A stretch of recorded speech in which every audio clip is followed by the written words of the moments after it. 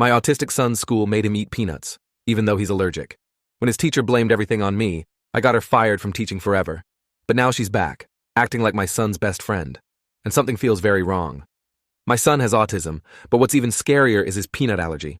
Most people don't realize this, but having both is super dangerous. So when my son got home from elementary school, I saw these red bumps all over his arms. When I asked him what happened, he could barely communicate it to me. Peanuts I ate, was all he managed to say. I figured that he had forgotten he was allergic to peanuts and had eaten his friends, because this was something that happened once in a while. So I rubbed some soothing, mainly placebo, cream, and he was back to normal. "Thank you so much, Daddy," he said, flapping his arms in the air. I hugged him back, and the next morning I left a large photo of peanuts in his bag with a red X through it, as a reminder that he's allergic. Except the next day, it got even worse. Not only was there a large rash covering his arms, legs, and face, but his tongue had also swelled up to almost double the size. It could barely even fit in his mouth. Luckily, I had the patience of a worm, so I reapplied the cream and held up ice until things were back to normal. "Daddy!" His voice was sheepish, like he was scared or something. "It wasn't my fault!" And instead of giving me further explanation, he just burst into tears. I nodded and reassured him that all he had to do was stop eating peanuts, and he would be okay. Up until this point, Mikey had no issue with listening to what I told him to do. So when he didn't even nod or make eye contact with me, an awful gut feeling washed over me. So that evening I called the SNA, special needs assistant, at his school. I asked if she could keep a lookout for Mikey during lunchtime, and she promised she would. The next day she sent me a video. I opened it in the bathroom during work, and suddenly tears were covering my entire phone screen. So much so that it started moving by itself. Because right there were the bullies of the 5th grade. They were pouring peanuts into my son's hands, and telling them if he didn't eat them, they were going to unalive him. They were skinny, small effers. But my son was yet to understand the concept of people saying stuff without meaning it. So there he was, shoving them down his throat, his face stained with tears. The video ended when the SNA realized what was going on and walked over to them. She told me she was putting them in detention, but unfortunately this wasn't enough for me. Because I think anyone who is cowardly enough to harm someone completely defenseless deserves to suffer, especially if that someone is my son. And luckily, I worked in a warehouse filled with ex-cons willing to make some extra cash. So right after watching the video, I talked to my buddy Malik. I didn't say anything, just showed him the video. He almost looked even more disgusted than I did, because he loved my son. He had come over to babysit multiple times, and Mikey loved him too. For context, he wasn't arrested for anything crazy. He had simply been caught stealing $200 worth of food for his family. He told me he wasn't going to do it himself, but he knew a few kids from juvie who were also in 5th grade who'd be more than willing. For the next few days, nothing changed. Mikey was still coming home with severe peanut allergies that were only getting worse. Apparently the teachers were too scared of the kids to do anything, so poor Mikey was left completely unguarded. But the next week, something changed. Mikey didn't come home with any signs of allergies, just some marks on his fists, like he had punched someone. I called Malik, and when he picked up the phone, he was laughing so loudly it hurt my ears. He told me that the juvie kids went in as school ended looking for trouble. And as soon as the bullies saw them walk closer, they immediately backed down. But the juvie kids ended up sucker punching them in the stomach for good measure. Then, they riled up my son Mikey by throwing grass at him. And this ended up overstimulating him so much that he beat up the juvie kids. The kids let him do it. So when the bullies saw it all go down, they got so scared that it was obvious they had no intention of ever harming my son again. I was filled with a strange sense of pride. I knew Mikey could stand up for himself. All he needed was a little push. I immediately hung up and brought him to his favorite diner. We ordered Mickey Mouse-shaped pancakes, and he had a huge smile on his face. But the next day, Mikey came home with even larger marks on his fists. There was red on his t-shirt, and it didn't seem like it was his. Panic filled my lungs. "Mikey, what happened?" "I did it, Daddy! I stood up for myself again!" I was so shocked I couldn't even move. "Was it the kids again?" I asked, hoping for the best. "Nope. They were so scared they didn't come near me. I broke my pen and asked the girl beside me if she had one I could borrow. She said no, so I beat her up after school when no one was looking." I buried my face in my hands. It was at that point that I realized why "violence is never the answer" is such a strong cliche. "Daddy, why aren't you replying to me?" Mikey yelled, before punching me in the stomach so hard I fell to the floor.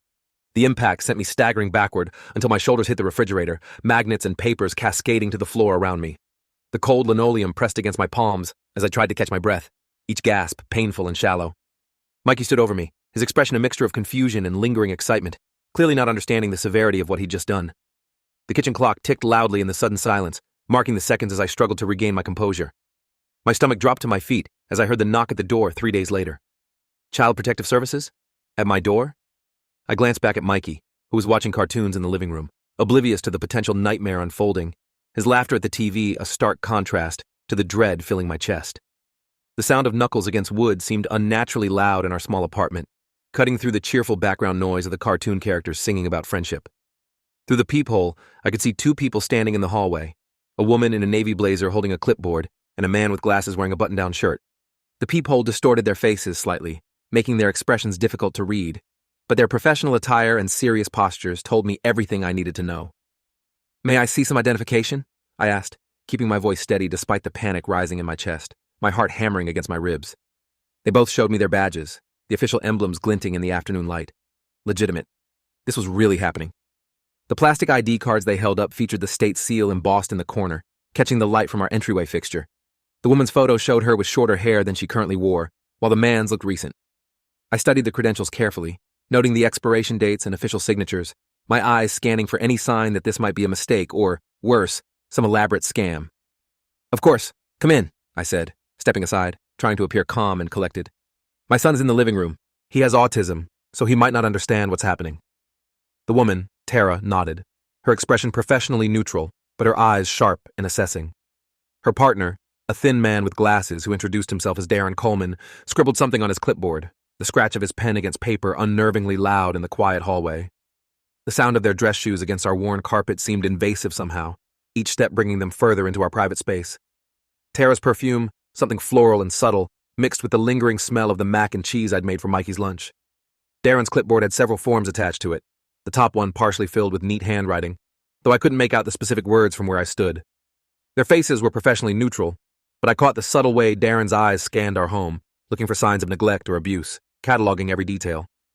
"We received an anonymous report claiming physical abuse," Tara explained once we were seated at the kitchen table, her voice clinical but not unkind. "The report specifically mentioned bruising and aggressive behavior from your son that might indicate abuse at home." The kitchen chairs creaked slightly as we sat down, the sound unnervingly loud in the tense atmosphere. A fly buzzed against the window, repeatedly hitting the glass in its futile attempt to escape, the soft tapping creating an irregular rhythm that matched my racing heartbeat.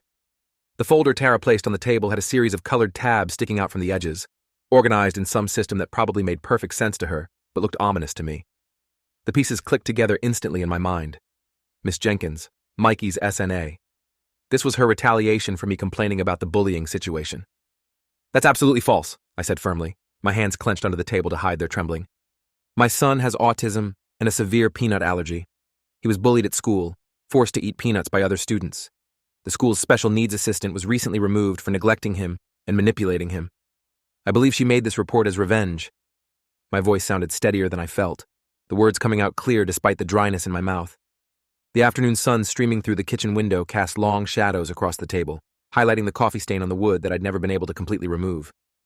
From the living room, I could hear the cartoon theme song ending and a new show beginning, the sudden change in volume making me flinch slightly. Darren's eyebrows raised slightly, the only crack in his professional demeanor. "That's a serious accusation," he said, his pen poised above his notepad. "I have recordings," I said, the lie slipping out before I could stop it, desperation making me reckless. "The principal has them too. Mrs. Jenkins was telling my son to keep quiet about bullying and threatening him." The lie tasted bitter on my tongue, but I maintained eye contact with Darren, willing him to believe me. A car honked outside, the sound momentarily distracting all of us. The kitchen faucet dripped slowly, each drop hitting the stainless steel sink with a tiny ping that seemed to grow louder as the silence stretched between us. Tara's expression softened slightly, a flicker of sympathy crossing her face. "We'll need to speak with your son alone, and we'll need to see any areas where he sleeps, eats, and bathes," she said, her tone gentler now. I nodded, though the thought of strangers questioning Mikey made my heart race, images of him lashing out in confusion flashing through my mind. "Of course, but please understand, he's been through a lot recently."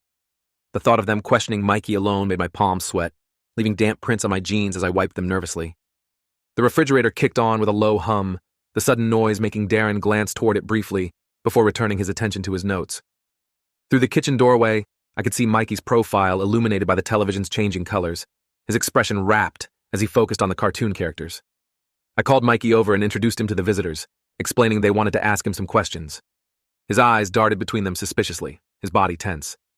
"Are you new teachers?" he asked, his voice small and uncertain. "No, we just want to talk to you about home and school," Tara said with a practiced smile that didn't quite reach her eyes. Mikey's socks were mismatched, one blue with dinosaurs, one plain white, a detail that suddenly seemed important, as if it might somehow be used against me. His hair stuck up slightly in the back where he'd been leaning against the couch, and there was a small ketchup stain on his shirt collar from lunch. He stood with his weight shifted to one side, a posture he often adopted when feeling uncertain. I squeezed Mikey's shoulder reassuringly, feeling the tension in his small frame. "It's okay, buddy. Just tell the truth, like we always do." As they spoke with Mikey in the living room, I paced in the kitchen, straining to hear their questions over the pounding of my own heart.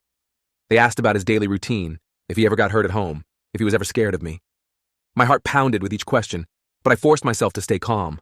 Panicking would only make things worse, and I needed to appear composed and in control. The kitchen linoleum felt cold through my socks as I paced back and forth. 7 steps one way, turn, 7 steps back, a repetitive pattern that gave me something to focus on besides my anxiety. I could hear the murmur of voices from the living room, but couldn't make out specific words, just the rise and fall of conversation, punctuated occasionally by Mikey's louder responses.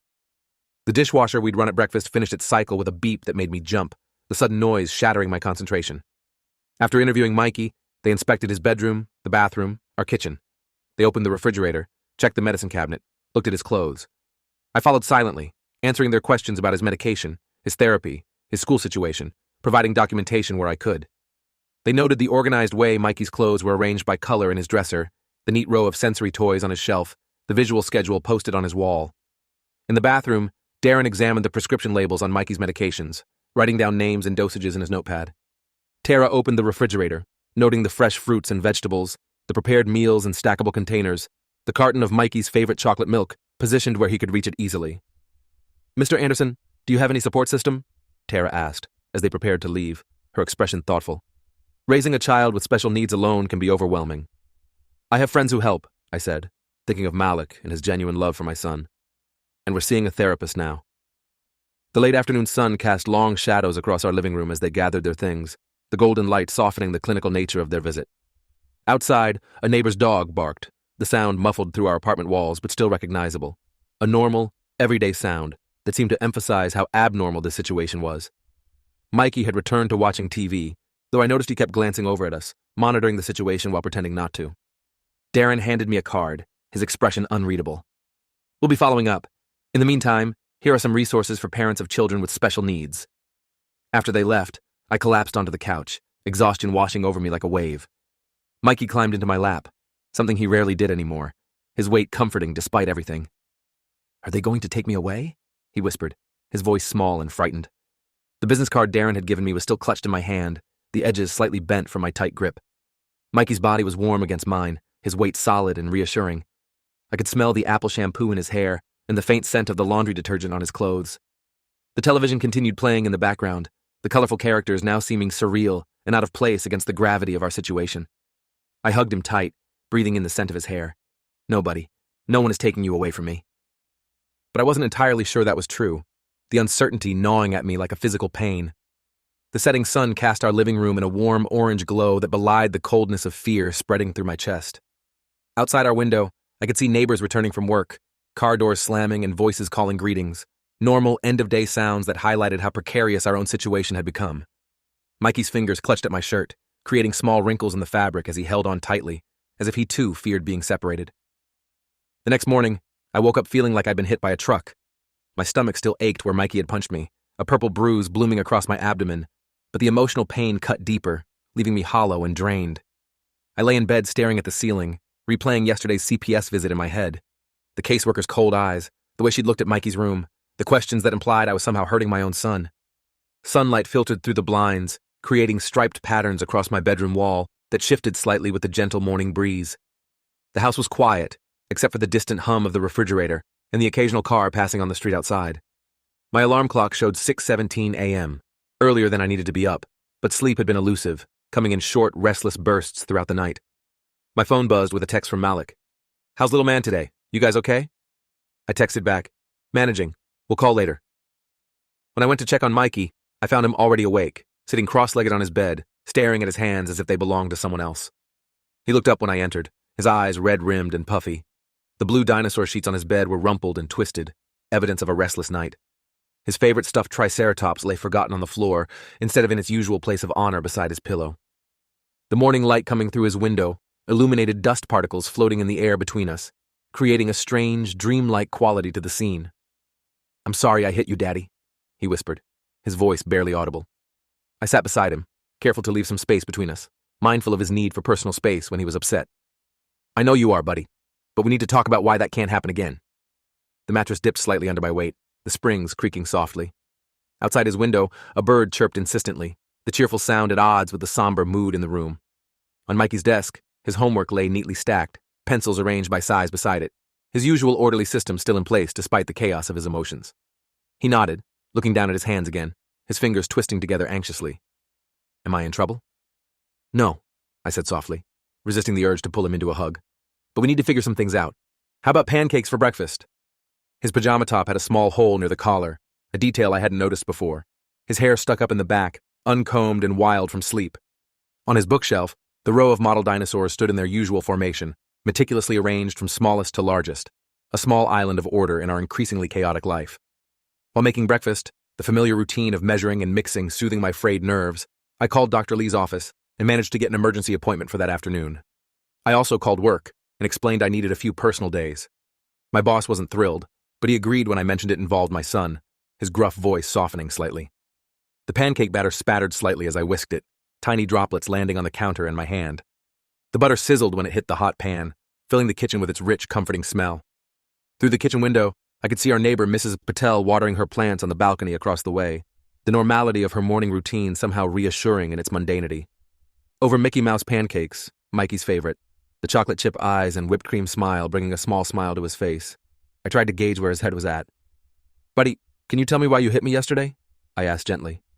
The maple syrup pooled in the indentations of the pancake, creating tiny amber puddles that Mikey carefully avoided disturbing as he cut precise, equal-sized bites. Steam rose from my coffee mug, creating swirling patterns in the air between us. The kitchen clock ticked steadily in the background, marking the passing seconds of this difficult conversation. He pushed his pancake around in the syrup, not making eye contact, the scrape of his fork against the plate unnervingly loud in the quiet kitchen. You didn't say anything. You were supposed to be happy, he mumbled. Happy that you hurt someone who didn't hurt you first? I pressed, keeping my voice gentle but firm. A drop of syrup fell from his fork onto the table, creating a sticky golden circle that he immediately tried to wipe away with his napkin, his movements precise and methodical. Outside, a garbage truck rumbled down the street, the mechanical whine of its hydraulic lift briefly drowning out the kitchen sounds. Mikey's glass of orange juice remained untouched, condensation forming a small ring of moisture on the table around its base. His lower lip trembled, a warning sign of impending tears. But you were happy before. I took a deep breath, choosing my words carefully. I was relieved you weren't getting hurt anymore.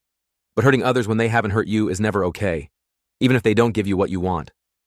Sunlight streamed through the kitchen window, illuminating the dust particles floating between us and casting a warm glow across the table. The refrigerator hummed in the background, a constant white noise that filled the silence as Mikey processed my words. His shoulders were hunched forward slightly, making him appear smaller than usual, more vulnerable. He didn't respond, just continued swirling his fork through the syrup, creating patterns that he stared at with intense focus. At Dr. Lee's office that afternoon, Mikey sat rigid in the colorful waiting room, refusing to play with the toys or look at books, his body language closed off and defensive. When the therapist called us in, he followed silently, his shoulders hunched as if expecting a blow. The waiting room walls were painted a cheerful yellow, decorated with framed children's artwork that Mikey would normally have studied with interest. The receptionist's fingers clicked rapidly on her keyboard, the sound mingling with the soft instrumental music playing through hidden speakers. Other parents and children came and went, their conversations creating a background murmur that seemed to increase Mikey's tension, his hands covering his ears occasionally when the volume rose too high. Dr. Lee was a calm woman, with silver-streaked hair and kind eyes behind round glasses. She spoke directly to Mikey, not down to him, her voice warm, but not condescending. I understand you've been having a tough time lately, she said, settling into her chair across from us.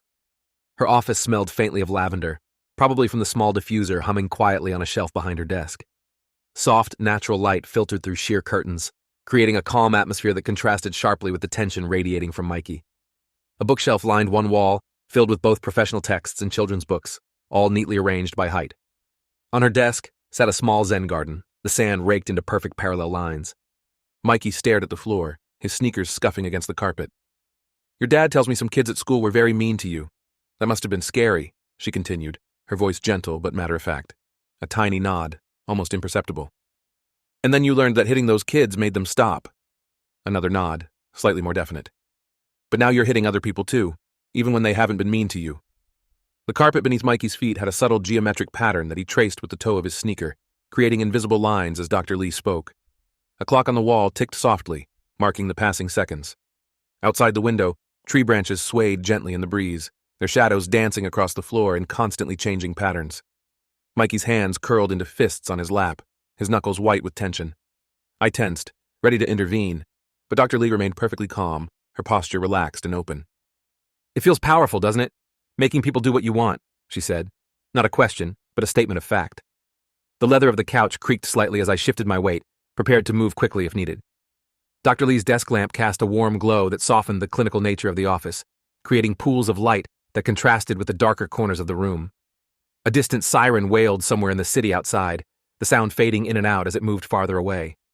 Mikey's head snapped up, his eyes wide with surprise that she understood, that she had put into words what he couldn't express. He gave a hesitant nod, his fists unclenching slightly. "I get that," she said, leaning forward slightly. "When people hurt us, we want that feeling of power back. But there's a problem with using hitting to get power. Can you guess what it is?" The sudden eye contact was significant, a breakthrough in itself for Mikey, who often avoided direct gazes. A bird landed on the windowsill outside, its small form visible through the sheer curtains, adding a moment of natural distraction. Dr. Lee's bracelet made a soft, jingling sound as she leaned forward, the silver charms catching the light. Mikey shrugged, his gaze dropping back to the floor. "It stops working," she said simply, her voice gentle but firm. "People get scared, then angry, then they stay away from you. Or they hit back harder. Either way, you end up alone." The heating system clicked on, sending a gentle flow of warm air into the room that ruffled the edges of the papers on Dr. Lee's desk. Mikey's shoelace had come untied, the ends trailing on the carpet beneath his swinging foot. Outside in the hallway, muffled footsteps passed by, someone walking briskly toward another office. I watched Mikey's face as he processed this, the subtle shifts in his expression as her words sank in. Something seemed to click behind his eyes, a flicker of understanding. After the session, Dr. Lee spoke with me privately while Mikey waited in the play area, his fingers methodically sorting colored blocks by size and shape. Through the observation window, I could see Mikey arranging the blocks with intense concentration, his movements precise and methodical. The play area was designed to be soothing, soft colors, rounded edges, natural materials, a stark contrast to the harsh fluorescent lighting and institutional feel of the school where so many of his problems had started. A small fountain bubbled quietly in one corner, the gentle sound of water creating a calming white noise. "He's experiencing a power reversal," she explained, her voice low but clear. "After being victimized, he's discovered he can be the aggressor instead. It's actually a common response to bullying, especially in children who struggle with emotional regulation." "How do we fix it?" I asked desperately, the weight of responsibility pressing down on me like a physical burden. Dr. Lee's office had several framed credentials on the wall behind her desk, the official seals and signatures catching the light as she shifted in her chair. Her notepad had neat, compact writing covering half a page, observations from our session that I couldn't quite read from my position. A family photo sat on her desk, turned slightly away from visitors, a glimpse of her personal life carefully separated from her professional one. "It will take time," she warned, her expression serious. "We need to teach him alternative ways to feel powerful and in control, and he needs to see that violence has consistent negative consequences, while positive behaviors have rewards." We set up twice-weekly appointments, and she gave me strategies to try at home, visual schedules, social stories about appropriate responses, calm-down techniques. As we left, I felt a glimmer of hope for the first time since this nightmare began, a tiny spark in the darkness. The folder of materials she gave me was heavy in my hands, filled with printed worksheets, visual aids, and strategy guides. The late afternoon sun slanted through the office windows, creating long shadows in the hallway as we made our way to the exit. In the reception area, the same soft music played, creating a sense of continuity that was somehow reassuring. Mikey walked beside me, quieter than usual, but seeming less tense than when we'd arrived. That hope dimmed the next morning when the school called. Principal Winters wanted to see me immediately regarding an incident with Mikey. My stomach dropped, acid burning in my throat. What had he done now? The phone's ring had cut through the morning quiet like an alarm, startling me as I prepared Mikey's lunch. The peanut butter sandwich I'd been making for myself sat half-finished on the counter, abandoned as I answered the call. The principal's voice had that carefully controlled tone that administrators use when delivering bad news, each word measured and precise. When we arrived at her office, Mrs. Winters looked grim, her lips pressed into a thin line. "Mr. Anderson, Mikey threw a chair during math class today. It shattered the whiteboard. We're going to have to suspend him." Principal Winters' office smelled faintly of coffee and the lemony scent of cleaning products. Awards and certificates lined the walls, testament to her professional achievements that now seemed at odds with her inability to protect my son. Her desk was neat and organized, with family photos arranged precisely on one corner, happy smiling faces that contrasted sharply with her current stern expression. The chair I sat in was uncomfortable by design, keeping visitors from staying too long. I glanced at Mikey, who sat sullenly in the chair beside me, his expression closed off. "What happened, buddy?" I asked, trying to keep my voice neutral. "The numbers were too hard," he muttered, not meeting my eyes. "The teacher wouldn't help me." Mikey's feet barely touched the floor from the adult-sized chair, his legs swinging slightly in the empty space. His backpack sat beside him, the zipper partially open revealing crumpled papers inside, unusual for my normally organized son. There was a small tear in the knee of his jeans that hadn't been there this morning, a fresh scrape visible through the opening. Mrs. Winters sighed, the sound weary and resigned. Miss Patterson asked him to wait while she helped another student. He became agitated and threw the chair before she could get to him. 3 days. That's how long the suspension would last. As we drove home, the silence in the car thick and uncomfortable, I tried to make it clear this wasn't a vacation. "This is serious, Mikey. Throwing furniture could hurt someone badly." The car's air conditioning hummed softly, creating a background noise that emphasized rather than broke the tense silence between us. Outside the window, normal life continued. People walking dogs, mail carriers delivering packages, construction workers repairing a section of sidewalk, all oblivious to our private crisis. The dashboard clock showed 10:37 a.m., a time when Mikey should have been safely in class, learning math instead of sitting beside me, suspended and silent. He stared out the window, his reflection in the glass showing a blank expression. No one helps me there. That evening I called Malik and filled him in on everything. The CPS visit, the therapy session, the suspension, my voice breaking as I recounted the events of the past few days. "Damn," he said, the word heavy with concern. "Little man's really struggling." I paced the kitchen as I talked, the phone pressed tightly against my ear, occasionally glancing into the living room to check on Mikey. The evening had turned cool, and I could see my breath fogging the kitchen window slightly when I stood close to it. The dishes from dinner sat in the sink, unwashed, a small sign of how overwhelmed I was feeling, as I normally cleaned up immediately after meals. "I don't know what to do," I admitted, the confession painful but necessary. "I feel like I created this monster by trying to protect him." "Hey," Malik's voice sharpened, the word like a slap. "Mikey's not a monster. He's a kid who's been through hell. You did what you thought was right." The kitchen light flickered slightly, a problem I'd been meaning to fix for weeks, but hadn't found time for. Outside, a car door slammed, followed by the sound of laughter as neighbors returned home. These normal, everyday sounds seemed to emphasize how far from normal our situation had become. The refrigerator hummed steadily, a constant background noise that filled the brief silences in our conversation. "And now my son is punching me and throwing chairs at school," I said, the bitterness in my voice surprising even me. "So you figure out how to fix it," Malik said simply, his tone matter of fact. "You're his dad. That's the job." The digital clock on the microwave showed 8:47 p.m., the glowing green numbers a reminder of how late it was getting. Through the doorway, I could see Mikey on the couch, his face illuminated by the blue light of the television, his expression unreadable from this distance. The house creaked and settled around us, the familiar sounds of our home continuing despite the turmoil of our lives. During Mikey's suspension, I kept him on a strict schedule, the structure helping both of us navigate this new reality. Mornings were for schoolwork sent home by his teachers, the familiar routine of math and reading providing some normalcy.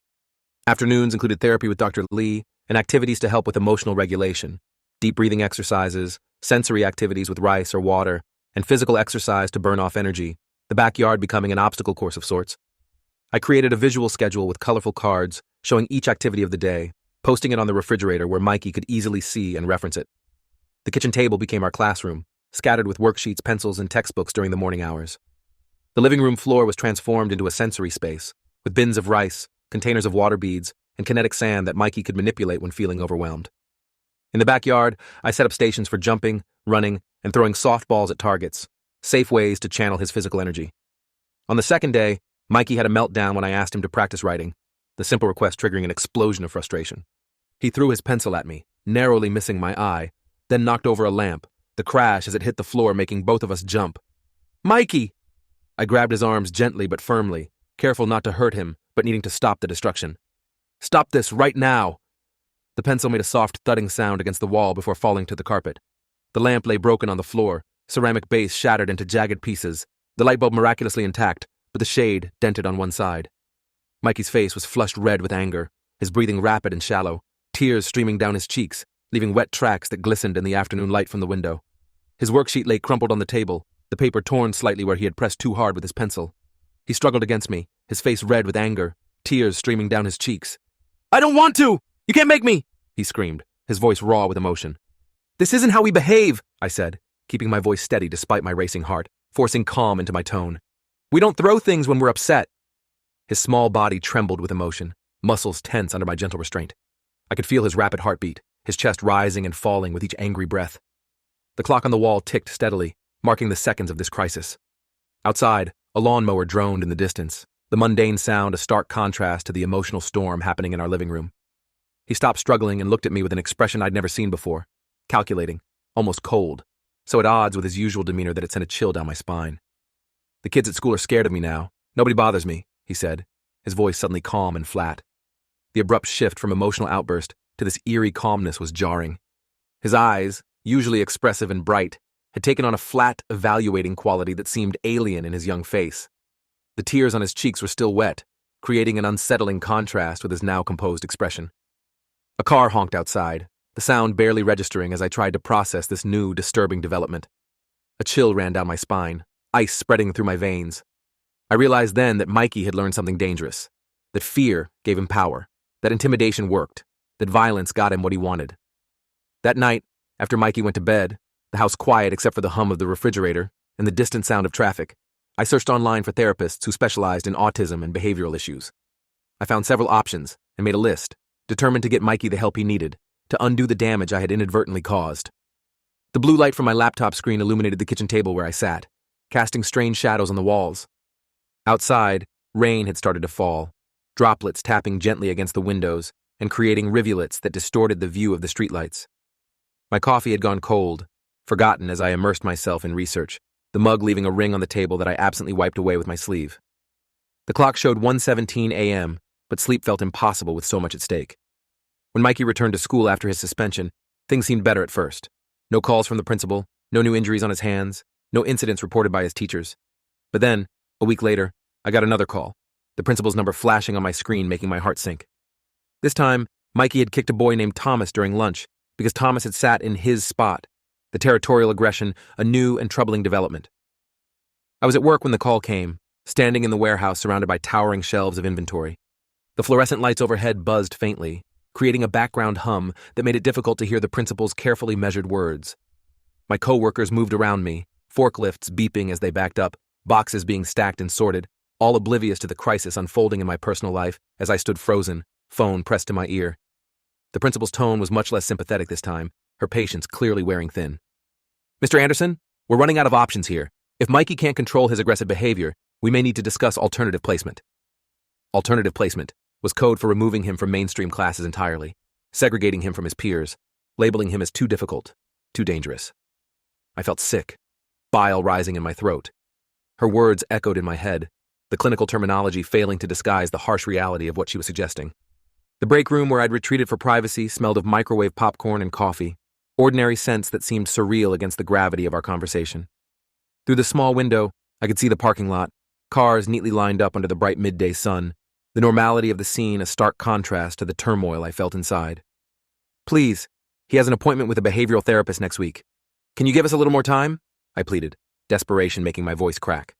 She agreed, reluctantly, but I could tell her patience was wearing thin, the clock ticking on Mikey's time in regular classes. My hands shook slightly as I ended the call, the phone feeling unnaturally heavy in my grip. The industrial clock on the break room wall showed 1:45 p.m., hours left in my shift, but my mind was already racing ahead to picking up Mikey, to the difficult conversation we would need to have, to the uncertain future stretching before us. The refrigerator in the corner hummed loudly, the mechanical sound filling the silence as I tried to collect my thoughts. At our first session with Dr. Lee, Mikey refused to speak, his silence a wall between him and help. He sat in the colorful office, staring at the therapist with an intensity that made me uncomfortable, his body language closed and defensive. Dr. Lee tried various approaches, toys, drawing, simple games, but Mikey remained silent, watching her with that same calculating look I'd seen at home, assessing her for weaknesses. The office seemed smaller somehow with the tension filling it, the cheerful decorations and comfortable furniture at odds with the emotional standoff taking place. Rain pattered against the windows, creating a soothing background rhythm that failed to relax either Mikey or me. Dr. Lee's voice remained calm and gentle as she tried different approaches, her professional demeanor never cracking despite Mikey's stubborn resistance. "This isn't unusual for a first session," Dr. Lee assured me afterwards, her smile encouraging despite the lack of progress. "Let's try again next week." But the next session went the same way, and the one after that, Mikey's resistance a fortress that seemed impenetrable. Each session followed a similar pattern, Mikey sitting rigidly in his chair, refusing to engage, while Dr. Lee patiently tried various techniques to break through his silence. The waiting room became familiar, the same magazines on the table, the same watercolor paintings on the walls, the same receptionist greeting us with a sympathetic smile that grew more pitying with each visit. The drive to and from the office was filled with tense silence, Mikey staring out the window while I struggled to find words that might reach him. Dr. Lee suggested I stay in the waiting room for the 4th session, thinking Mikey might open up without me there, might feel more comfortable speaking freely. When I picked him up afterward, Dr. Lee looked troubled, lines of concern etched around her eyes. "He spoke today," she said quietly, "but only to tell me that he didn't need help and that people leave him alone now that they know what happens if they don't." The waiting room had been torturous, 45 minutes of flipping through magazines without absorbing a single word, checking my watch every few minutes, straining to hear any sound from behind the closed door of Dr. Lee's office. Other parents came and went with their children, some offering sympathetic smiles that suggested they recognized the anxiety of waiting while your child was in therapy. The receptionist had offered me coffee, which sat untouched on the side table, growing cold as I waited. My heart sank, a stone dropping into the pit of my stomach. What should I do? "Keep bringing him," she said firmly, her conviction unwavering. "This will take time, but I'm concerned about the reinforcement he's getting from intimidating others. Has anything happened recently that might have triggered this change?" Dr. Lee's office was bathed in the golden light of late afternoon, dust motes dancing in the sunbeams that streamed through the window.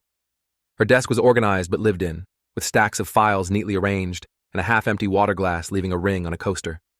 The wall clock ticked softly, marking the passing seconds as we discussed my son's troubling behavior, each tick a reminder of how time was passing while Mikey remained stuck in this dangerous pattern. I hesitated, then told her about the bullies and the peanuts, the forced consumption of his allergen, though I left out the part about Malik's juvie friends, that particular detail too incriminating to share. She nodded thoughtfully, her expression grave. "Mikey experienced trauma, and now he's trying to ensure it never happens again by becoming the aggressor. It's not uncommon, but it's concerning, especially given his difficulty understanding social boundaries." As I spoke, Dr. Lee took notes in a leather-bound notebook, her handwriting neat and compact. Outside her office window, the branches of a maple tree swayed gently in the breeze, casting moving shadows across the carpet. The tissue box on the small table between us remained untouched, though I felt the sting of tears threatening several times as I recounted what Mikey had endured. The next day, I got called into the principal's office again, the familiar walk down the school's hallway feeling like a march to execution. This time, it wasn't about Mikey hitting someone. It was worse, much worse. "Mikey threw a chair during class today," Mrs. Winters said, her face grim, lines of stress visible around her mouth. "It hit the whiteboard and shattered it. Glass went everywhere. We're lucky no one was hurt." The school hallway smelled of floor cleaner and cafeteria food, the scents mingling into that distinctive school smell that normally evoked nostalgia, but now only increased my anxiety. The walls were lined with student artwork and motivational posters that seemed to mock our situation with their cheerful messages about perseverance and teamwork. The principal's office door had a small window through which I could see Mikey sitting inside, his legs swinging, not reaching the floor from the adult-sized chair. I felt the blood drain from my face, leaving me lightheaded and cold. "I don't understand. He was doing better."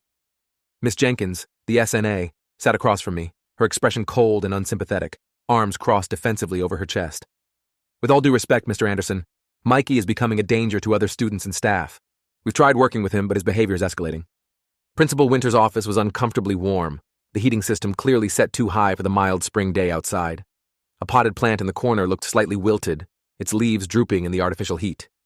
Miss Jenkins wore a blue blouse with a coffee stain barely visible on the sleeve, her hair pulled back in a severe bun that emphasized the harsh lines of her face. The clock on the wall seemed to tick unnaturally loudly in the tense atmosphere, each second punctuated by its mechanical click. "He's been through a lot," I argued, anger flaring hot in my chest. "Those bullies traumatized him by forcing him to eat something that could have K***ed him." "And we addressed that," Mrs. Winters said, her tone placating but firm. "Those students were disciplined, but Mikey's response has gone far beyond self-defense." My voice echoed slightly in the office, louder than I'd intended, causing Mikey to look up briefly before returning his attention to picking at a loose thread on his shirt sleeve. Outside in the hallway, a class walked by, their shuffling footsteps and whispered conversations creating a momentary distraction. The sun had shifted, casting different shadows across the desk between us, highlighting the scratches and wear on its wooden surface. "We're recommending placement in our specialized behavioral program," Miss Jenkins added, a note of finality in her voice. "It's a separate classroom with more structure and supervision." I felt cornered, trapped with no good options. "Can I have some time to think about it?" I asked, buying time to figure out my next move. Miss Jenkins had a folder open in front of her, Mikey's name clearly visible on the label. the thickness of the file a visual representation of all the problems they'd documented. Her pen tapped rhythmically against the desk as she waited for my response, the sound grating on my already frayed nerves. Through the window behind her, I could see children playing on the playground, their carefree laughter carrying faintly through the glass, a painful reminder of the normal childhood experiences Mikey was missing. They agreed to give me the weekend to decide, the deadline hanging over me like a guillotine blade. As I left the office, I noticed Miss Jenkins watching me with an odd expression, almost smug, like she'd won something, her satisfaction at my distress barely concealed. The hallway felt longer on the way out, the fluorescent lights overhead buzzing faintly, creating a slight headache behind my eyes. Mikey walked beside me, unusually quiet, his backpack hanging from one shoulder instead of properly on both as I'd taught him. A janitor was mopping the floor near the exit, the sharp smell of cleaning solution stinging my nostrils as we passed. Outside, the afternoon sun was bright after the artificial lighting of the school, momentarily blinding as we stepped into the parking lot. That night, I heard Mikey crying in his room, the sound muffled but unmistakable. I found him curled up in bed, clutching his stuffed dinosaur, his face wet with tears that glistened in the dim light from the hallway. "What's wrong, buddy?" I sat on the edge of his bed, the mattress dipping under my weight. His dinosaur nightlight cast soft blue shadows across the room, creating a gentle atmosphere that contrasted with his distress. The window was slightly open, allowing in the distant sounds of traffic and the occasional dog barking somewhere in the neighborhood. His bookshelf was neatly organized as always, the spines of his favorite dinosaur books aligned perfectly, his small attempt to create order in a world that must seem increasingly chaotic to him.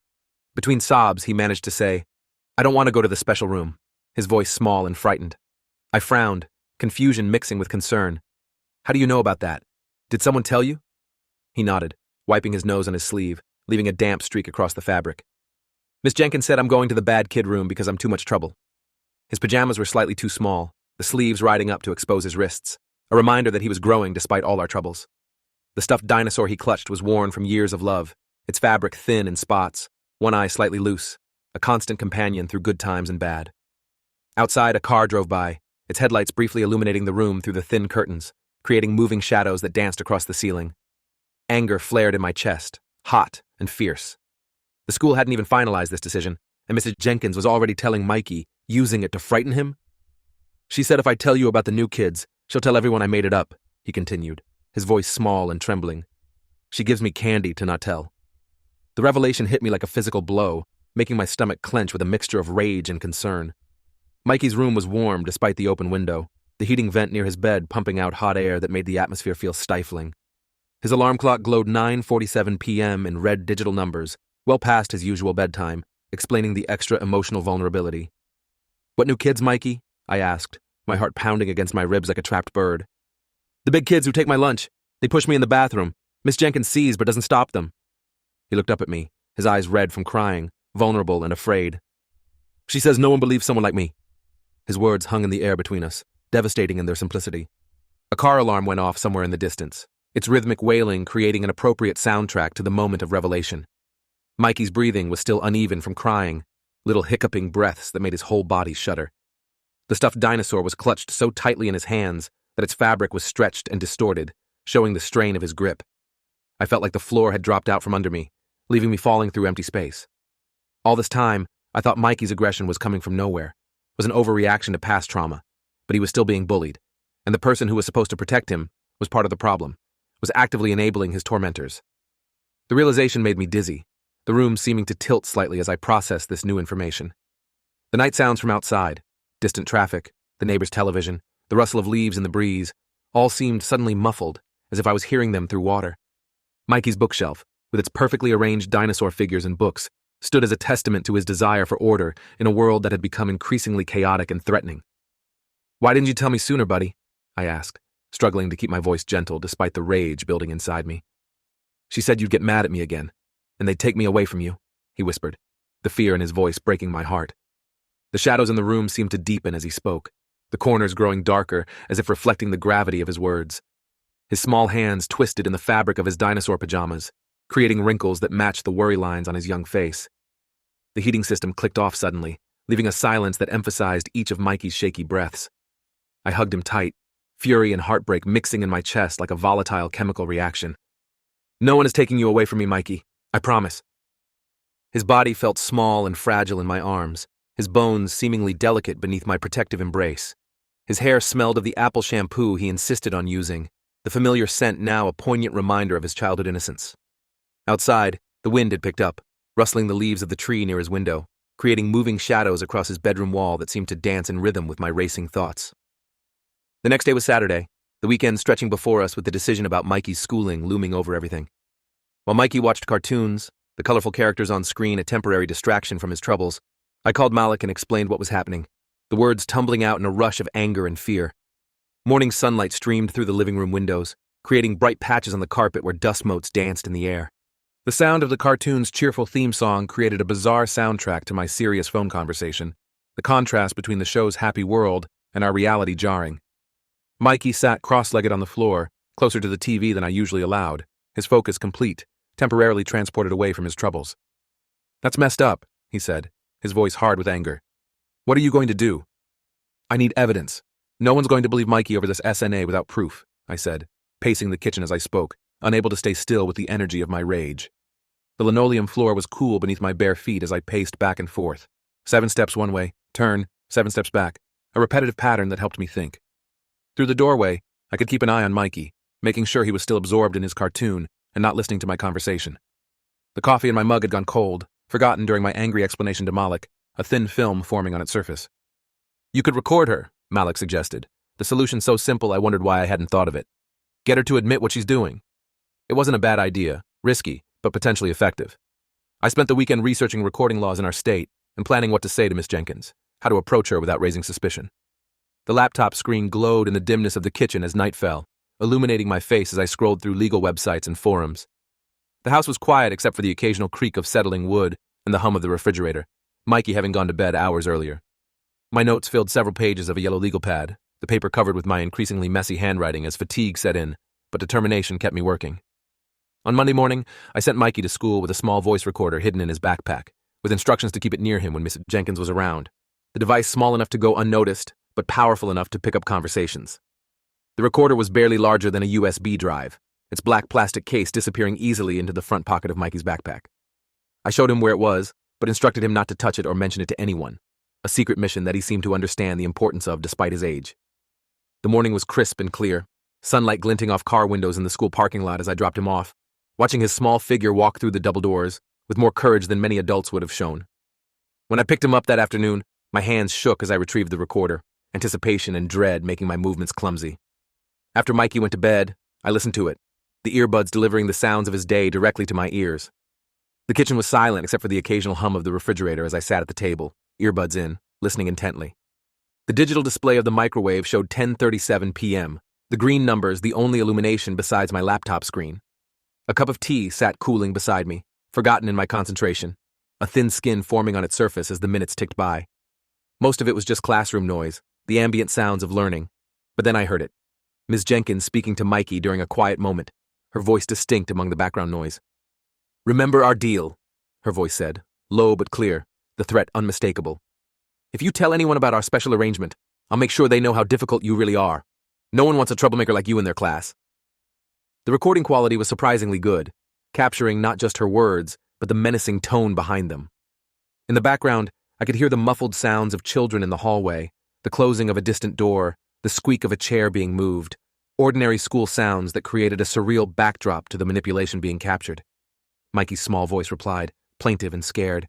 "I want my daddy." "Your daddy can't help you here," she said, her tone suddenly harsh, the mask of professionalism slipping to reveal the cruelty beneath. "He's the one who taught you to be violent, isn't he? That's what everyone thinks." Hearing my son's frightened voice through the earbuds made my chest tighten with a mixture of rage and heartbreak. The kitchen suddenly felt too small, too confining, as if the walls were closing in with each damning word from the recording. Outside, a car drove by, its headlights briefly illuminating the room through the window, creating moving shadows that seemed to dance in rhythm with my increasing anger. My blood boiled, rage making my vision blur at the edges. I listened to more recordings over the next 2 days, gathering evidence of Miss Jenkins's manipulation and neglect. She was deliberately ignoring when other students bothered Mikey, then bribing him to stay quiet about it, her behavior so far beyond unprofessional that it bordered on abusive. Each recording was worse than the last, revealing a pattern of deliberate neglect and emotional manipulation that made my hands shake with anger. I created a detailed log of each incident, noting times, dates, and exact quotes, the pages filling with damning evidence. The kitchen table became command central, covered with notes, the recorder, and my laptop. Everything organized with the precision of someone building a case. On Thursday, I requested a meeting with the principal, bringing the recordings with me, the evidence securely backed up in multiple places. Mrs. Winters listened, her expression growing more shocked with each clip, her professional composure cracking as the extent of Mrs. Jenkins's misconduct became clear. The principal's office felt different this time. I was no longer on the defensive, but armed with irrefutable evidence. The leather chair creaked slightly as I shifted position, leaning forward to make sure Mrs. Winters could hear each damning word clearly. Outside her window, children played on the playground, their carefree laughter a stark contrast to the serious conversation taking place. The recorder sat between us on her desk, small but powerful, like a tiny bomb detonating Miss Jenkins's career. "I had no idea," she said when I finished, genuine distress in her voice. "This is completely unacceptable." "I want her away from my son," I said firmly, my voice steady despite the emotion churning inside me. "And I want those new bullies identified and dealt with properly." Mrs. Winters' normally perfect composure had slipped, her face pale with shock, a slight tremor visible in her hand as she reached for her water glass. The afternoon sun streamed through her office window, highlighting the dust particles floating in the air between us, creating an almost surreal atmosphere for this moment of reckoning. The school bell rang in the distance, signaling the end of a period, the normal rhythm of the school day continuing despite the bombshell I just dropped. "Of course," she agreed without hesitation. "I'll handle Miss Jenkins immediately. But Mr. Anderson, this doesn't completely explain Mikey's aggressive behavior. The chair throwing, the hitting." "He's been pushed to his breaking point," I explained, leaning forward to emphasize my point. "He learned that violence works because we accidentally taught him that. I'm working with a therapist to help him unlearn it, but it will take time." The clock on her wall ticked loudly in the momentary silence that followed my explanation, each second punctuated by its mechanical click. A framed teaching certificate hung slightly crooked on the wall behind her desk, the imperfection somehow humanizing in this moment of serious discussion. Through the thin walls, we could hear the muffled sounds of a classroom nearby, a teacher's voice, children responding in unison, the normal sounds of education continuing despite our crisis. Mrs. Winters nodded slowly, understanding dawning in her eyes. "I understand. We'll put a pause on the specialized placement decision and assign a different SNA to work with Mikey." That evening, Mikey seemed lighter somehow, as if a weight had been lifted from his small shoulders. "Miss Jenkins wasn't at school today," he told me as we ate dinner, spaghetti twirled around his fork. "The new lady is nice. She helped me with my math." Steam rose from our plates, carrying the rich scent of tomato sauce and herbs throughout the kitchen. The overhead light created a warm, golden glow that softened the edges of our small dining area. Outside, rain had started to fall, droplets tapping gently against the windows, creating a soothing background rhythm to our conversation. Mikey's face looked more relaxed than it had in weeks, the worried furrow between his eyebrows finally smoothed away. I smiled, relief washing over me in a warm wave. "That's great, buddy." But our troubles weren't over, far from it. The next morning, there was another knock at our door, the sound sending a jolt of anxiety through me. My heart sank when I saw Tara from CPS again, this time alone, her expression unreadable as she stood on our doorstep. The peephole distorted her face slightly, making her appear wider than she was, but there was no mistaking the professional blazer and clipboard that had become symbols of potential disaster in my mind. The hallway behind her was empty, no sign of her partner from the previous visit. The morning sun created a halo effect around her figure, the bright light making it difficult to read her expression clearly until I opened the door. "Mr. Anderson," she said with a professional nod. "I need to follow up on our previous visit. May I come in?" I let her in, trying to project calm confidence despite my anxiety, my palms damp with nervous sweat. Mikey was napping in his room after an exhausting therapy session, the emotional toll of recent events leaving him drained. The living room was tidier than usual, as if the universe had granted me this small mercy before another official inspection. Tara's heels clicked against the hardwood floor of the entryway, the sound sharp and official. The morning light streamed through the windows, illuminating dust particles floating in the air, creating an almost ethereal atmosphere that seemed at odds with the tension of the moment. "We've been reviewing your case," she said once we were seated at the kitchen table, her voice neutral. "The anonymous report contained some serious allegations, but we found no evidence to support them." Relief flooded through me, so intense it made me dizzy. "So the case is closed?" The kitchen clock ticked loudly in the silence that followed my question, each second stretching out as I waited for her response. Outside, a neighbor's dog barked, the sound muffled through the apartment walls. Tara's clipboard sat on the table between us, the papers clipped to it facing her, preventing me from reading what was written there. "Not officially yet," she said, holding up a hand to temper my optimism. "But I wanted to let you know that things are looking positive. Dr. Lee sent us her assessment, which was very helpful." I nodded, grateful for Dr. Lee's support, making a mental note to thank her at our next session. A beam of sunlight fell across the kitchen table, highlighting the scratches and wear from years of use, each mark telling a story of our life together. The refrigerator hummed quietly in the background, a constant white noise that somehow made the conversation feel more serious. Tara's wedding ring caught the light as she flipped through her notes, the gold band glinting briefly. However, Tara continued, her tone shifting slightly, we're concerned about Mikey's school situation. Keeping him out of school for an extended period could be problematic. I'm looking into alternative schools, I explained, wanting her to know I was being proactive, and documenting everything that's happened at his current school. His SNA was emotionally abusive and neglected to protect him from bullying. The words came out more forcefully than I'd intended, my frustration with the school situation bleeding into my tone. A car honked outside, the sound briefly distracting both of us. Through the kitchen window, I could see clouds gathering, suggesting rain later in the day, the changing weather mirroring the shifts in our situation. Tara's expression softened slightly, a flicker of sympathy crossing her face. That's concerning. Have you filed a formal complaint? Not yet, I admitted, realizing I should have done so already. I've been focused on stabilizing Mikey first. The admission felt like revealing a weakness, though Tara's expression showed understanding rather than judgment. The kitchen chair creaked slightly as I shifted position, the sound unnaturally loud in the quiet room. From down the hallway came the faint sound of Mikey turning over in his sleep, the bed springs squeaking softly. I understand, she said, her tone gentler now. But you should know that a formal complaint would create an official record, which could help if you need to request accommodations or transfers in the future. It was the second time someone had suggested formal action, the universe seemingly pushing me toward this path. Maybe they were right. Maybe official documentation was the way forward. Tara's pen made a soft scratching sound as she made a note on her form, the noise drawing my attention to her neat, compact handwriting. The kitchen light flickered briefly, a problem I'd been meaning to fix but hadn't found time for, amid all our other issues.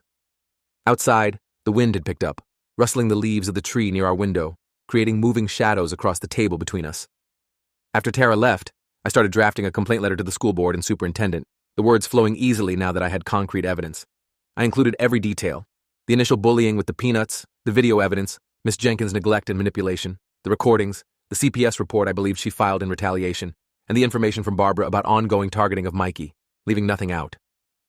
The afternoon stretched into evening as I worked, the changing light outside the window marking the passing hours. My laptop keys clicked rhythmically as I typed, organizing the evidence into a compelling narrative. A cup of coffee sat beside me, growing cold and forgotten as I focused on the task, determined to create a document so thorough and well-documented that it couldn't be ignored or dismissed.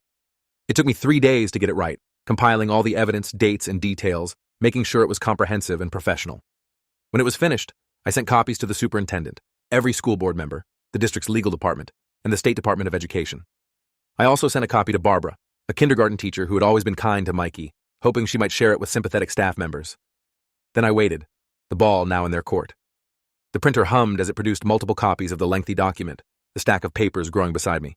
I organized each packet carefully, placing them in labeled envelopes, the methodical task helping to calm my nerves.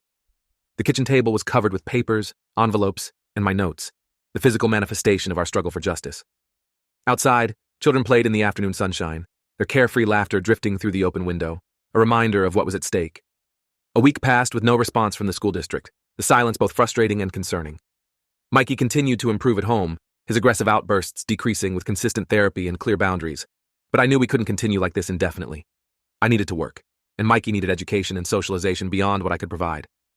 The calendar on the wall showed the passing days, each one marked with therapy appointments and home activities, but no school. The routine we'd established was working for now, mornings for academic work, afternoons for therapy and physical activity, but it wasn't sustainable long term. The pile of mail each day yielded bills, but no responses from the school district, the silence becoming more ominous with each passing day. I was researching homeschooling requirements when my phone rang, the school's number appearing on the screen making my heart race.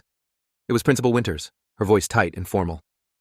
"Mr. Anderson," she said, sounding strained, "I've been instructed to inform you that Miss Jenkins is no longer employed by our district."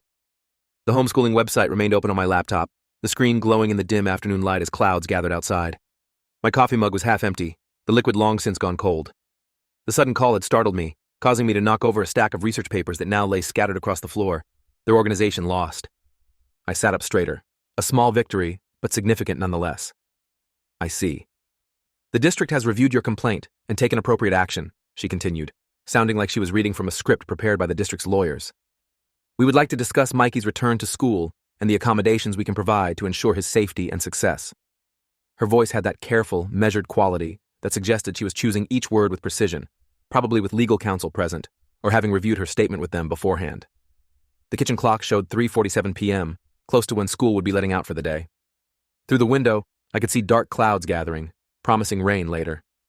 I appreciate that, I said carefully, not wanting to commit to anything yet. But I'm not sure Westlake is the right environment for Mikey anymore. I understand your concerns, she said, her voice softening slightly, becoming more personal. But I want you to know that significant changes are being implemented. We're conducting a full review of our special education protocols, and several staff members have been required to attend additional training. The change in her tone was subtle but noticeable, a shift from administrative formality to something more genuine. Rain had started to fall outside, droplets tapping against the window in an irregular rhythm. From Mikey's room came the soft sounds of him playing with his dinosaur figures, complete with whispered roars and stomping noises, a moment of normal childhood amid our ongoing crisis. I wasn't entirely convinced, but I agreed to a meeting the following week to discuss possibilities, keeping my options open. After hanging up, I called Malik to share the news, needing to talk it through with someone who understood our situation. They fired her *S? He asked, sounding impressed and satisfied. Good. She deserved worse. Malik's voice boomed through the phone speaker, his satisfaction evident in every word. The rain had intensified, creating a soothing background noise that contrasted with the intensity of our conversation. Through the doorway, I could see Mikey still playing contentedly, arranging his dinosaurs in complex formations that made sense only to him, his face relaxed and focused in a way I hadn't seen in too long. Yeah, but I'm still not sure about sending Mikey back there, I said, voicing my lingering doubts. Trust your gut, Malik advised, his voice warm with concern. You know what's best for little man? The kitchen light cast a warm glow as evening approached, creating a cozy atmosphere that belied the seriousness of our conversation. Steam rose from the pot of pasta cooking on the stove, the familiar domestic task grounding me amid the uncertainty of our situation. Outside, the rain continued steadily, washing away the day's dust and grime, perhaps symbolically cleansing our situation as well. The next day, I received an unexpected call from Barbara Serenity, the kindergarten teacher who had always had a soft spot for Mikey. I wanted to let you know what's happening here, she said without preamble, her voice low as if she didn't want to be overheard. There's been a major shakeup.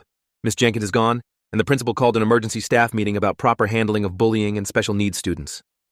Barbara's voice had that hushed quality of someone speaking from a place they shouldn't be, probably an empty classroom during her planning period. In the background, I could hear the distant sounds of children playing, probably at recess, their shouts and laughter carrying through the school's open windows. The connection crackled slightly, as if she was moving around while speaking, perhaps pacing nervously. How are the other teachers taking it? I asked, curious about the internal reaction. Mixed reactions, she admitted with a sigh. But something interesting happened yesterday. Corey Thompson's mom came forward saying Miss Jenkins had berated her son last year. Corey is nonverbal, so he couldn't tell anyone what was happening. The revelation sent a chill down my spine, confirming that Mikey wasn't an isolated case. I was standing in our kitchen, the phone pressed tightly to my ear, suddenly aware of the ticking clock and humming refrigerator, ordinary sounds continuing despite the extraordinary conversation. Outside, the mail carrier walked past our window, delivering the day's letters and packages, the mundane routine of life proceeding while systems were being shaken. So it wasn't just Mikey, I said, a weight lifting from my shoulders, validation that I wasn't overreacting, that the problem was real and systemic. No, Barbara confirmed, her voice firm. I think your complaint opened the floodgates. The administration is scrambling to address everything before it becomes a bigger scandal. Her words carried both vindication and a sense of collective responsibility. Other children had suffered too, but perhaps Mikey's situation would lead to changes that would protect them all. The afternoon sun created patterns on the kitchen floor as it filtered through the blinds, the shifting light seeming to reflect the changes happening at the school. In the living room, Mikey was working on a puzzle, his face screwed up in concentration, unaware of how his story was affecting others. The meeting with Principal Winters was scheduled for Thursday, giving me time to prepare questions and demands. On Wednesday night, I sat down with Mikey to talk about it, wanting him to be part of the decision-making process. Buddy, tomorrow we're going to talk to your principal about maybe going back to school, I explained gently, keeping my tone casual to avoid alarming him. We sat at the kitchen table, the remains of dinner, chicken nuggets shaped like dinosaurs, Mikey's favorite, still on our plates. The evening light cast long shadows across the room, creating a calm, intimate atmosphere for our important conversation. Mikey had a smudge of ketchup on his chin that he hadn't noticed, a small, endearing detail that reminded me of his youth, despite all he'd been through. Mikey's face fell, his expression closing off immediately. I don't want to go back. They're mean there. Miss Jenkins is gone now, I told him, reaching out to squeeze his hand reassuringly. She can't be mean to you anymore. His fingers were sticky with ketchup, warm and small in my larger hand. The refrigerator hummed in the background, a constant white noise that filled the silence as Mikey processed this information. Through the window, I could see our neighbor walking his dog, an ordinary evening routine continuing despite our personal crisis. "But what about the other kids?" he asked, his voice small and uncertain, eyes wide with worry. "We're going to make sure you're protected," I promised, meaning every word. "And if you don't feel safe, you don't have to go back. We'll find another school." He nodded, but didn't look convinced, doubt written clearly across his face. His dinosaur-patterned shirt had a small stain on the sleeve, probably from lunch, a normal childhood detail that somehow emphasized the abnormal situation he was facing. The kitchen light flickered briefly, another reminder of the small household tasks I'd been neglecting amid our larger crisis. Outside, the streetlights had come on, casting a warm glow through our window as evening settled in. The next morning, we met with Principal Winters, the new SNA assigned to Mikey, a kind-faced woman named Jacqueline Riley, and the school counselor, Thomas Nguyen, the four adults sitting around a conference table while Mikey explored a box of fidget toys in the corner. The conference room smelled faintly of coffee and the lemon-scented cleaner used on the table.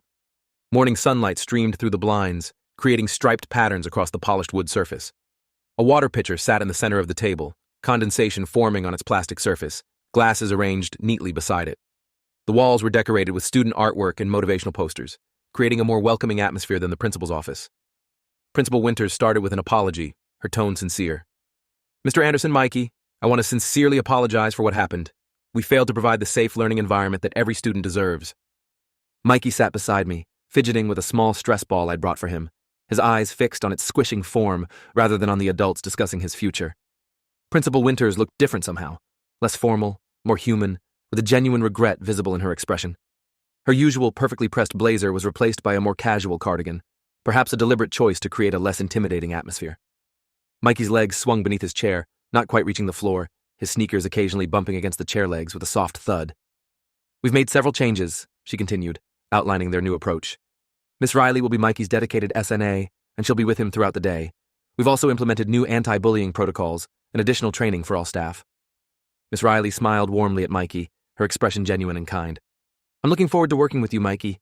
I heard you're really good at science." Miss Riley had a soft voice with a slight southern accent, her words flowing like warm honey. She wore a colorful scarf with a dinosaur pattern that seemed deliberately chosen to connect with Mikey's interests. The folder in front of her was decorated with science-themed stickers, planets, beakers, and atoms, another thoughtful touch that suggested she had taken time to learn about Mikey before meeting him. Mikey didn't respond, but he stopped fidgeting momentarily, a small sign that he was listening despite his apparent disinterest. Mr. Nguyen explained the counseling support available, and Principal Winters outlined the new safety measures. It all sounded good, but I still had reservations, the memory of Mikey's distress too fresh to ignore. The clock on the wall ticked steadily, marking the passing minutes of this important meeting. Outside the conference room window, I could see the playground where children would soon be enjoying recess, the swings moving slightly in the morning breeze. Mr. Nguyen had a gentle voice and expressive hands that moved as he spoke, his enthusiasm for the new support systems evident in every gesture. "What about the students who were bullying Mikey?" I asked, needing specific answers. "And the staff who believed Miss Jenkins's lies about us?" Principal Winters shifted uncomfortably in her seat, clearly less prepared for this question. "The students involved have received appropriate consequences and are being monitored closely. As for staff, we've addressed the importance of professionalism and not spreading unsubstantiated rumors." Her discomfort was visible in the way she adjusted her glasses and straightened papers that didn't need straightening. The fluorescent lights overhead buzzed faintly, the sound becoming more noticeable during the momentary silence that followed my question. Through the thin walls, we could hear a class reciting something in unison, the rhythmic chanting a reminder of normal school activities continuing around us. Not entirely satisfying, but better than nothing. A start at least. "I appreciate all of this," I said, gathering my thoughts. "But I need to discuss it with Mikey privately before making a decision." They agreed, and we left with promises to follow up soon, the ball now in our court. The hallway outside the conference room was empty, our footsteps echoing slightly on the polished floor. Mikey's hand found mine as we walked, a rare initiation of contact that spoke volumes about his anxiety level. Through classroom doors, we could see teachers instructing, students raising hands, the normal rhythm of education that Mikey had been missing. The main office secretary smiled at us as we passed, a small gesture of kindness that felt significant amid all the tension. In the car, I asked Mikey what he thought, wanting his input despite his young age. "Miss Riley seems nice," he said after a moment of consideration, his voice thoughtful. "But I'm still scared." "I know, buddy. It's okay to be scared." I reached over and squeezed his hand, his small fingers warm in mine. The car's interior was warm from sitting in the morning sun, the familiar smell of the air freshener hanging from the rearview mirror mingling with the lingering scent of the granola bar Mikey had eaten on the way to the meeting. Through the windshield, we could see students arriving for the day, backpacks bouncing as they walked, some running to greet friends, others moving more slowly, reluctant to start the school day. What if we try it for just one day? I'll stay at school with you the whole time. If it doesn't feel right, we'll look at other options. He considered this, his face scrunched in concentration. You promise you'll stay? I promise, I said, meaning it completely. His seatbelt created a diagonal line across his dinosaur t-shirt, the fabric bunching slightly where the strap pressed against it. The school building loomed in the background through the car window, less threatening somehow after our productive meeting, but still representing uncertainty and potential stress. A school bus pulled up to the curb, disgorging a stream of children who moved like a colorful river toward the entrance. We agreed to try one day the following week, a test run to see if the changes were real or just talk. I arranged time off work and prepared Mikey as best I could, talking through what to expect and practicing coping strategies for anxiety, role-playing potential scenarios to build his confidence. The days leading up to the test run were filled with preparation. We created a visual schedule of the school day, reviewed calming techniques, and practiced phrases Mikey could use if he felt overwhelmed or needed help. Each evening, we role-played different scenarios, asking for help, dealing with difficult classmates, communicating with Miss Riley, repeating them until Mikey felt comfortable with his responses. The kitchen table became our practice area, chairs arranged to mimic a classroom setting, the refrigerator humming quietly in the background as we worked. The trial day arrived, the morning crisp and clear. Walking into Westlake Elementary, I felt Mikey's hand tighten around mine, his palm slightly sweaty with nervousness. Several staff members greeted us warmly, perhaps too warmly, their smiles a bit forced and awkward. But Miss Riley seemed genuinely kind, showing Mikey his desk and the sensory tools available to him, her manner respectful and patient. The school hallway smelled of floor cleaner and chalk dust, the familiar scents bringing back memories of my own school days. Sunlight streamed through the classroom windows, creating bright patches on the colorful carpet where small dust particles danced in the air. The walls were covered with student artwork and educational posters, creating a visually stimulating environment that Mikey scanned carefully, taking in every detail with his usual thoroughness. I stayed in the back of the classroom, watching like a hawk for any signs of trouble. Mikey was quiet but engaged, raising his hand occasionally to answer questions, his responses thoughtful when called upon. At lunch, we sat together at a table with two other students, whose parents had arranged for them to eat with Mikey. They were friendly kids, who seemed unbothered by Mikey's occasional stimming, accepting him without question. The classroom clock ticked steadily throughout the morning, marking the passing minutes of this crucial test. Miss Riley moved around the room with quiet efficiency, providing support where needed, but giving students independence when appropriate. The lesson on habitats seemed to particularly interest Mikey, his focus complete, as the teacher explained how different animals adapted to their environments. At lunch, the cafeteria buzzed with conversation and the clatter of trays, the noise level carefully monitored by attentive staff members. No bullies approached, no peanuts appeared. Miss Riley stayed nearby, attentive but not hovering, giving Mikey space while ensuring his safety.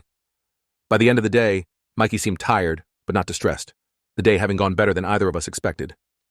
The afternoon sun slanted through the classroom windows, creating long shadows across the desks as the school day wound down. Children packed up their belongings, the rustle of papers and zip of backpacks creating a symphony of end-of-day sounds. Mikey methodically organized his folder and notebooks, his movements precise and careful, a sign that he was managing his anxiety rather than being overwhelmed by it. In the car, I asked him how he felt, anxious to hear his assessment. It was okay, he said, which from Mikey was high praise indeed. Miss Riley helped me with math, and nobody was mean. Do you think you'd be okay going back tomorrow? I asked carefully, not wanting to push, but needing to know. I wouldn't stay the whole day, but I could drop you off and pick you up. The afternoon traffic moved slowly around us, cars filled with parents and children heading home after the school day. Mikey's backpack sat between us on the console, slightly heavier with homework assignments, a normal, ordinary detail that suddenly seemed significant after so much abnormality. The car's air conditioning hummed softly, creating a private space for our important conversation. He thought about it, his face serious as he considered the question. Then he nodded slowly, a tentative agreement. I think so. But what if the mean kids come back? Then you tell Miss Riley or another teacher right away, I said firmly. And you call me. I'll come get you immediately. No questions asked. His fingers traced patterns on the window glass, leaving temporary marks that faded quickly in the warm air. Outside, the world continued its normal rhythm. People walking dogs, mail carriers delivering packages, construction workers repairing a section of sidewalk, all oblivious to the momentous decision being made in our car. The traffic light ahead turned red, giving us a moment of stillness to continue our conversation. We agreed to try it, a cautious step forward. The next morning, I dropped Mikey off with only minor anxiety from both of us, his backpack seeming too large for his small frame as he walked into the school. When I picked him up, he was waiting with Miss Riley, looking tired but calm, no signs of distress on his face. The morning drop-off had been quick but emotional, Mikey hesitating briefly at the school entrance before squaring his small shoulders and walking in with determined steps. Throughout the day, I kept my phone close, checking it frequently for any messages from the school, the hours passing with agonizing slowness. The afternoon pickup line formed early, parents in cars creating a snaking line through the parking lot, all waiting for their children with the same mixture of love and concern that filled my chest. "Good day?" I asked, trying to keep my voice casual despite my anxiety. "Pretty good," he confirmed with a small nod. "We did science experiments." Miss Riley smiled, her expression warm and approving. Mikey was a great lab partner, very precise with measurements. The afternoon sun cast long shadows across the school parking lot as we talked, the day winding down around us. Mikey's hair was slightly mussed, as if he'd run his hands through it repeatedly during the day, a habit when he was concentrating hard. Miss Riley's science-themed lanyard held her ID badge, the small detail reinforcing her connection to Mikey's interests. Other children streamed past us toward waiting parents, their voices creating a backdrop of normal end-of-day excitement. Days turned into weeks, the routine becoming familiar and comfortable. Mikey gradually adjusted to being back at school, finding his place in the classroom community. There were rough patches, days when he came home overwhelmed or frustrated, but no more violent outbursts, no more bullying incidents. The calendar on our kitchen wall filled with normal activities, school projects due, therapy appointments, play dates with new friends. Mikey's backpack no longer seemed so oversized on his shoulders, as if he had grown stronger, more capable of carrying its weight. The kitchen table transformed from command central for our crisis to a normal family space again. Homework spread out in the afternoons, meals shared in the evenings, the rhythm of ordinary life gradually returning. Miss Riley sent me daily updates, and Barbara checked in occasionally to assure me things were going well, their support creating a safety net around Mikey. 1 month after Mikey's return to school, I received a letter from the school district, the official envelope making my heart race until I read its contents. The CPS case was officially closed with no findings of abuse or neglect. Additionally, the district was implementing a comprehensive review of their special education programs, prompted in part by our complaint, systemic change growing from our individual struggle. The letter arrived on a Tuesday, the official seal of the school district visible through the envelope's window. The paper was heavy and formal, the language carefully crafted by administrators and lawyers, but the message was clear. We had won, not just for ourselves, but potentially for other children as well. The afternoon mail delivery had included bills and advertisements, along with this life-changing document, the ordinary mixed with the extraordinary in a way that seemed to symbolize our gradual return to normalcy. That evening, as Mikey and I made dinner together, a new routine we'd established to spend quality time together, I felt a weight lift that I hadn't even realized I was carrying, the constant tension in my shoulders finally easing. "Buddy, I'm really proud of you," I said, as we chopped vegetables side by side, the rhythmic sound of our knives against the cutting board oddly soothing. "You've been so brave going back to school."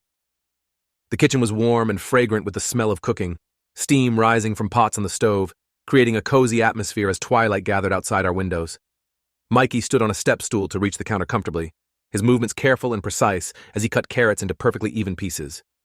The refrigerator hummed quietly, the dishwasher swished through its cycle, normal household sounds that now seemed precious rather than mundane.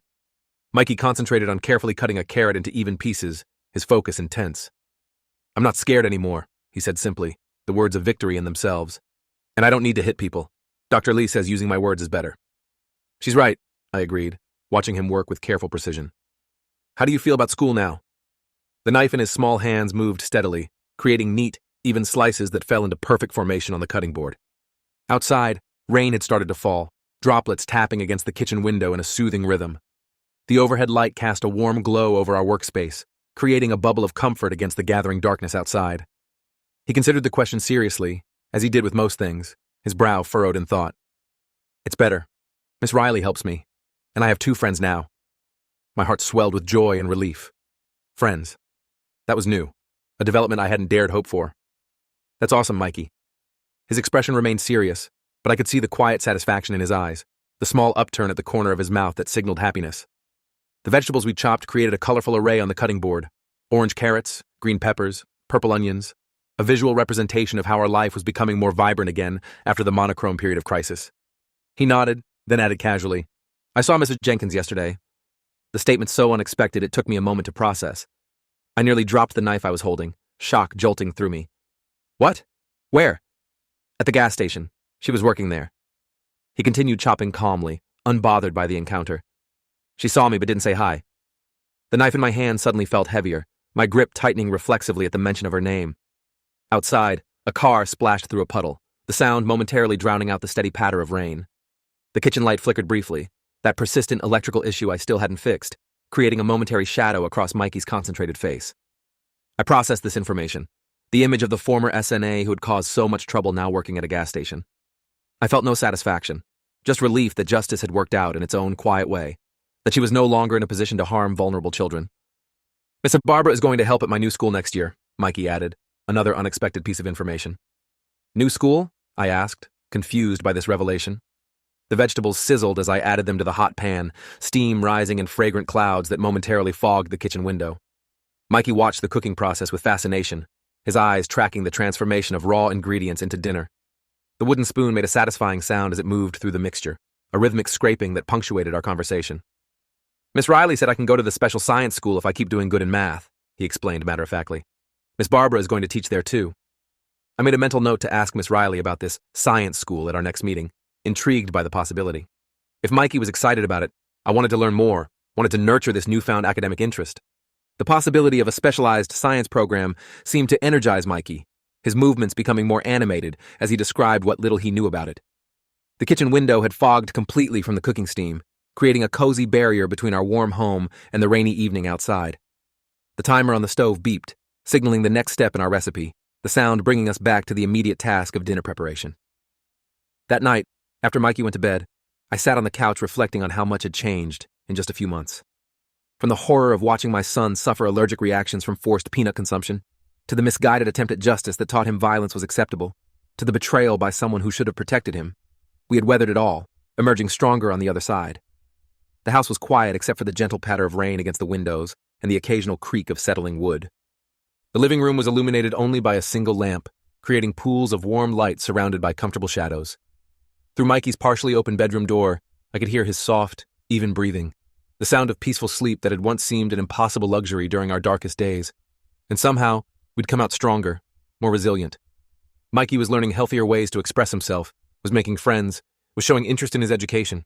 He had supportive adults in his life beyond just me, and I had learned to advocate fiercely for my son without compromising our values, had found strength I didn't know I possessed. The photo of Mikey and me on the side table caught the lamplight, his smile wide and genuine, taken during a recent weekend trip to the Science Museum, a reminder of how far we'd come. The rain continued steadily outside, washing away the day's dust and grime, perhaps symbolically cleansing away the last remnants of our difficult past. My coffee mug sat empty on the side table, a ring of brown marking where the last sip had been, ordinary evidence of an increasingly ordinary life.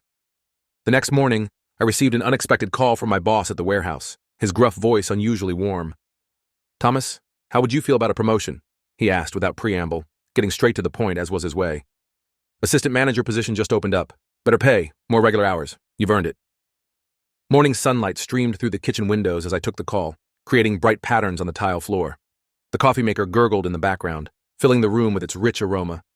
Outside, birds chirped in the tree near our window, their morning songs creating a cheerful soundtrack to this unexpected good news. Mikey's cereal bowl sat in the sink, small drops of milk dried on its rim, a normal breakfast detail that now seemed precious in its ordinariness. I was speechless for a moment, the offer coming out of nowhere. Yes, absolutely. Thank you, I managed to say, gratitude washing over me. "Don't thank me," he said gruffly, uncomfortable with emotion. "You've been one of our most reliable workers for years, and the way you've handled everything with your boy, well, it shows character." His voice had that forced casualness men often use when expressing something meaningful, the gruffness failing to hide the genuine respect beneath. The kitchen clock showed 8:37 a.m., the day still fresh with possibility. Through the window, I could see our neighbor watering plants on her balcony, an ordinary morning routine that somehow emphasized how extraordinary this moment felt. After hanging up, I sat at the kitchen table, a strange feeling washing over me, unfamiliar but welcome. For the first time in months, maybe years, I felt like things were truly going to be okay. Not perfect, not without challenges, but okay, manageable, hopeful. The feeling settled over me like a comfortable blanket, warm and reassuring. The kitchen was filled with morning sunlight, dust motes dancing in the golden beams that streamed through the windows. The refrigerator hummed, the clock ticked, water dripped from the faucet, ordinary sounds that now seemed like music, the soundtrack of a life that had found its rhythm again after so much discord. When I picked Mikey up from school that afternoon, he ran to me with a paper in his hand, a math test with a large A+ at the top, the red mark bright against the white paper. "Look, Daddy!" he exclaimed, flapping his free hand excitedly, his whole body vibrating with joy. "I did it!" The school playground was filled with the sounds of children playing, parents chatting, car doors opening and closing, the normal chaos of end-of-day pickup. Mikey's face was flushed with excitement, his eyes bright with pride, his backpack bouncing against his shoulders as he ran toward me. The test paper fluttered in the afternoon breeze, the red A+ like a banner of victory against the white background. I hugged him tight, my heart full to bursting with love and pride. You sure did, buddy. You sure did. The afternoon sun cast long shadows across the school parking lot, bathing everything in a golden glow that seemed fitting for this moment of triumph. Mikey's body was warm against mine as I hugged him, his heart beating rapidly with excitement. Around us, life continued. Cars pulling away, children calling goodbyes to friends, teachers heading home after a long day.